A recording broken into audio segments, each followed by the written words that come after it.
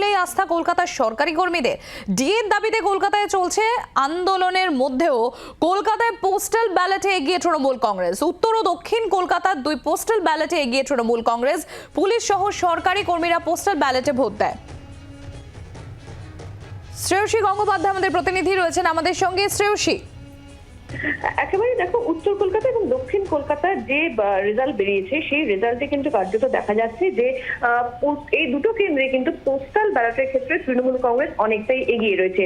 তোমাকে জানিয়ে রাখি যে এক্ষেত্রে নির্দিষ্টভাবে পোস্টাল ব্যালটে কারা ভোট দেন। পোস্টাল ব্যালটে মূলত সরকারি কর্মচারী এবং পুলিশরা যারা ভোটের সময় নিজেদের ভোট দিতে পারছেন না, ভোটের দিনে অন্য ভোটের কাজে ব্যস্ত থাকছেন, তারা দেন। এছাড়া এর সঙ্গে যুক্ত এছাড়া আরো বেশ কিছু পোলিং এর সঙ্গে যুক্ত বেশ কিছু মানুষ, তারা সেটা অল্প সংখ্যক কিছু মানুষ তারা ভোট দেন।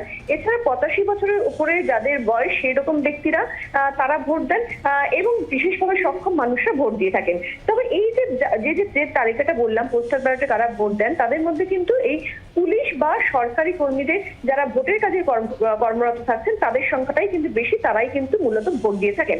এখন ওকে যদি দেখায় যে এক্ষেত্রে দক্ষিণ কলকাতার যে পোস্টাল ব্যালট, সেই পোস্টাল ব্যালটের যে ফল, সেখানে কিন্তু দেখা যাচ্ছে যে মালা রায় তিনি পেয়েছেন 2549টি, অর্থাৎ 2549 ভোট তিনি পেয়েছেন।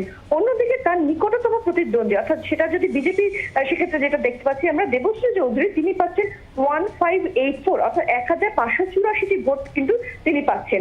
অন্যদিকে যদি উত্তর কলকাতার যে রেজাল্ট, সেই রেজাল্ট যদি আমরা দেখি, তাহলে কিন্তু সেক্ষেত্রে দেখবো যে এক্ষেত্রে পোস্টাল ব্যালটের যে ভোট, সেই ভোট সুদীপ বন্দ্যোপাধ্যায়, অর্থাৎ তৃণমূলের যিনি জয়ী প্রার্থী, তিনি কিন্তু পোস্টাল ভোট পাচ্ছেন 1519টি। অন্যদিকে তার নিকটতম প্রতিদ্বন্দ্বী তাপস রায়, বিজেপির যিনি প্রার্থী ছিলেন, তিনি পাচ্ছেন 868টি। অর্থাৎ দুটো ক্ষেত্রে কিন্তু কার্যত দেখা যাচ্ছে যে পোস্টাল ব্যালটের ক্ষেত্রে কিন্তু তৃণমূল কংগ্রেসই বেশি এগিয়ে উত্তর এবং দক্ষিণ কলকাতার দুটো কেন্দ্রে।